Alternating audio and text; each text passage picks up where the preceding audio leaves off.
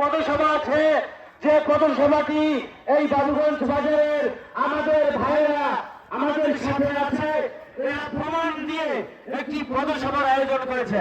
সম্মানিত ভাইরা, আপনারা 20 থেকে 25 মিনিট একটু ধৈর্য ধারণ করবেন এবং আমাদের পথসভা শেষে আপনাদের জন্য কিছু আপ্যায়ন আছে।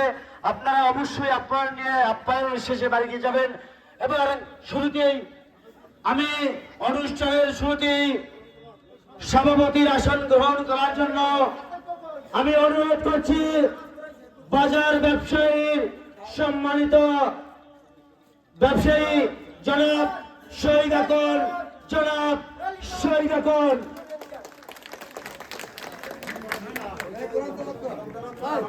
এবারে কোরআন থেকে তেলাওয়াত করবেন।